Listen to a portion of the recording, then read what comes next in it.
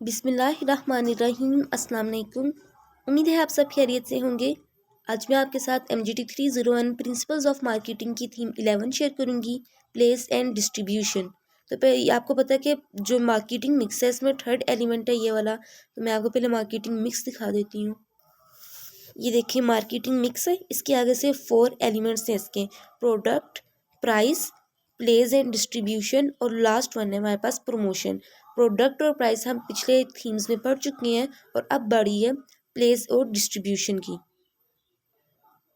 अगर इसकी डेफिनेशन, इसके कॉन्सेप्ट की तरफ बढ़ें तो प्लेसमेंट का मतलब है कि आपने अच्छे टाइम पर अच्छे तरीके से अपनी प्रोडक्ट प्रोवाइड करनी है कस्टमर को। जस्ट ये इसका सिंपल सा कॉन्सेप्ट है।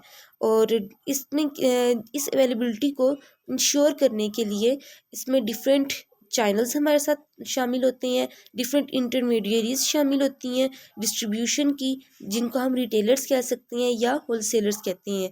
तो इन सब का काम ये होता है कि ये जितनी भी इंटरमीडियरीज हैं इनका काम ये होता है कि ये ख़रीदारों को प्रोडक्ट बनाने वालों के साथ फिज़िकली कनेक्ट कर देती हैं और इनके दरमियान से तमाम गैप को ख़त्म कर देती हैं। नेक्स्ट लाइन पे आप आएँ तो यहाँ पे इन्होंने बात की गई है वैल्यू डिलीवरी नेटवर्क की। इसके बीच में आगे इसकी 2 फर्दर स्ट्रेटजीज़ हैं या टाइप्स हैं। Partner in a value system में be upstream and downstream partners. ये अपस्ट्रीम भी हो सकते हैं और डाउनस्ट्रीम भी हो सकते हैं। तो अपस्ट्रीम का सिंपल सा कॉन्सेप्ट ये है कि जितना भी रॉ मटीरियल है वो आप जो मैन्युफैक्चरर है प्रोडक्ट का, यानी जो आप प्रोडक्ट बनाने वाला है उसको प्रोवाइड करती हैं। वो किस किस्म का रॉ मटीरियल हो सकता है? Raw material supplier, part supplier and information and expertise provider. Next है आगे डाउनस्ट्रीम पार्टनर। जल्दी जल्दी से बस इस थीम को ख़त्म करना है, ज़्यादा टाइम नहीं लेना, तो मैं जल्दी जल्दी इसको कवर करने की कोशिश कर रही हूँ। डाउनस्ट्रीम में हमारे पास आ जाएगा वो मार्केटिंग और डिस्ट्रीब्यूशन चैनल्स जो कि कस्टमर्स के से डायरेक्टली मतलब जुड़े हुए होते हैं। अब आगे से इंटरमीडियरीज़ को देख लें तो ये ऊपर वाला कॉन्सेप्ट ही है कि इनका काम क्या होता है कि ये जस्ट प्रोड्यूसर्स को जो कस्टमर्स हैं उनके साथ डायरेक्टली कनेक्ट कर दें और बस टाइम के ऊपर एफिशिएंसी के साथ प्रोडक्ट उनको उन तक पहुंचा दें।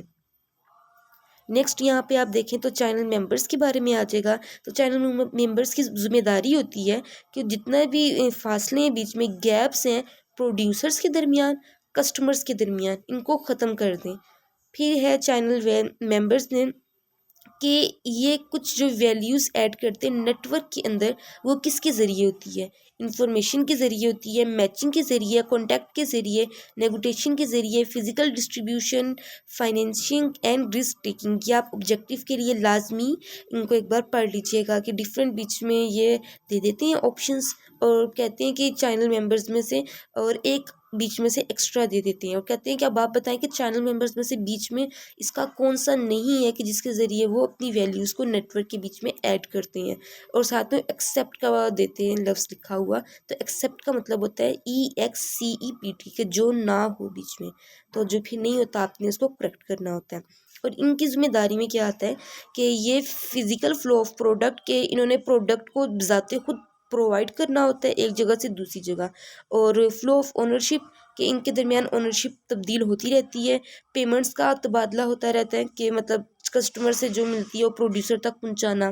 फिर इंफॉर्मेशन का तबादला और प्रमोशन का तबादला।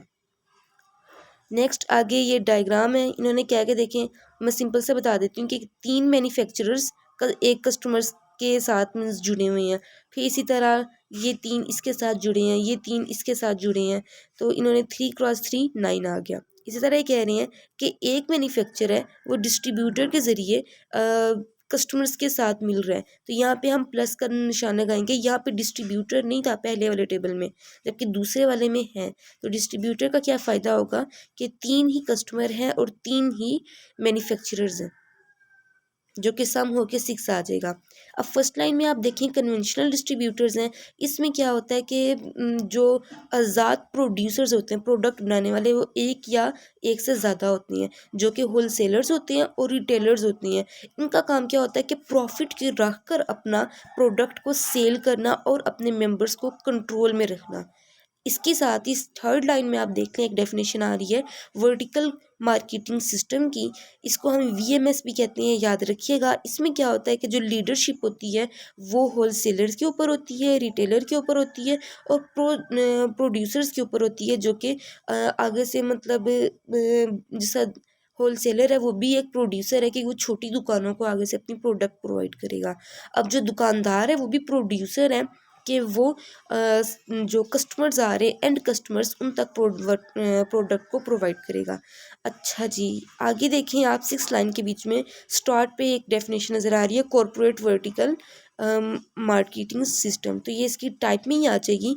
तो इसके बाद अगर आप चलें 9 वाली लाइन के बीच में, तो यहाँ पे भी आपको एक डेफिनेशन नज़र आ रही होगी, कंट्रेक्चुअल, VMS से वर्टिकल, M से मार्केटिंग और S से सिस्टम, ये भी इसकी टाइप्स में आ रहा है। इसमें क्या होता है कि डिफरेंट फिर्म्स, अब फिर्म्स क्या होती हैं, ऑर्गेनाइजेशन या कंपनी को कहते हैं, ये अनटाई यानी आज़ाद कर देती है, खोल देती है यूनिटाइड डिफरेंट लेवल्स में प्रोडक्शन के और डिस्ट्रीब्यूशन को यानी प्रोडक्ट डिस्ट्रीब्यूशन का मतलब होता है कि डिफरेंट लेवल्स पे प्रोडक्ट को प्रोवाइड करना। अच्छा, इन दोनों को कंट्रैक्ट कर देती है एक दूसरे के साथ। जब आप इकोनॉमीज ऑफ स्केल को अचीव करते हो, हासिल करते हो, तो इनके ज़रिए ये एक दूसरे को कनेक्ट कर देती है, प्रोडक्शन को और डिस्ट्रीब्यूशन को। अगर ये काम इनसे ना हो सके तो फिर ये अकेले आप टास्क नहीं अचीव कर सकते। जैसे कि इन्होंने मिसाल दी है कि फ्रेंचाइज ऑर्गेनाइजेशन जो होती है वो डिफरेंट लेवल्स पे प्रोडक्शन के साथ और डिस्ट्रीब्यूशन प्रोसेस के साथ जुड़ी हुई होती है। इसी के आगे चलें तो यहाँ पे आपको एक डेफिनेशन मिल रही होगी, एडमिनिस्ट्रेटिव VMS, ये भी वर्टिकल मार्केटिंग सिस्टम की टाइप्स में आ जाएगा। इसमें क्या होता है, फ्यू चैनल मेंबर्स होते हैं जो दो या दो से ज़्यादा कंपनीज को एंटाई कर रहे होते हैं एक लेवल के ऊपर। इन्होंने यहाँ पे एक मार्केटिंग अपॉर्चुनिटी क्रिएट करनी होती है। और आगे से एक लाइन है, इसको पढ़ लीजिएगा कि इसमें फाइनेंशियल और मार्केटिंग रिसोर्सेज होती हैं। इधर देख लें तो यहाँ पे इन्होंने बताया हुआ है मल्टी चैनल डिस्ट्रीब्यूशन सिस्टम, इसको हम हाइब्रिड मार्केट सिस्टम भी कहते हैं, चैनल कहते हैं, HMC। इसमें क्या होता है कि ऑर्गेनाइजेशन अकेले ही दो या दो से ज़्यादा मार्केटिंग चैनल्स को के ज़रिए अपनी टारगेट कस्टमर्स को टारगेट कर रही होती है। अब सेगमेंट्स का क्या मतलब है, हमें पिछले लेक्चर्स में पढ़कर आए हैं कि एक मार्केट को डिफरेंट पार्ट्स में तकसीम कर देना, बस। आगे चैनल डिज़ाइन डिसीजन में बहुत ज़रूरी है कि आप कस्टमर्स की नीड को समझें, एनालाइज करें उसे, और जो आपके चैनल के ऑब्जेक्टिव्स हैं उनको सेट करें, और जो मेजर जो मतलब अल्टरनेटिव्स हैं उनको समझें, उनकी शिनाख्त करें कि इसका बेस्ट अल्टरनेटिव मुतबादिल क्या होगा। फिर एवेलुएट करें यानी उसकी तशखीस करें जो चैनल बेस्ट परफॉर्म कर रहा है। नेक्स्ट है आगे डिस्ट्रीब्यूटर्स की टाइप्स, तो इसमें 3 इसकी टाइप्स आ जाएंगी, intensive distributor, exclusive and selective distributor. Intensive में क्या होता है कि आपने वाइड अवेलेबिलिटी यानी ज़्यादा प्रोडक्ट को प्रोवाइड करना होता है कि इस तनाजुर में कि आपकी प्रोडक्ट हर एक कस्टमर के पास हर एक जगह में मौजूद हो, उसको प्रोवाइड हो। जैसे कि सॉफ्ट ड्रिंक आप देखेंगे जैसा Pepsi, Coca Cola, 7 up, Sprite वगैरह, तो गैस स्टेशन में भी मिलेंगी, रिटेल स्टोर्स में भी मिलेंगी, हर जगह आपको मिलेगी ज़्यादा तादाद में।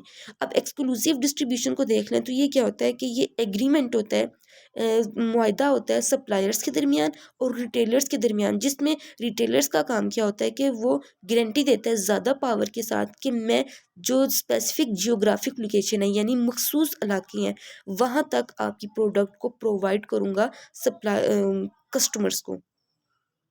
अगर तो देखें एक तीसरी स्ट्रेटजी है जो कि इंटेंसिव और एक्सक्लूसिव डिस्ट्रीब्यूशन के दरमियान होती है, इसको हम कहेंगे सिलेक्टिव डिस्ट्रीब्यूशन।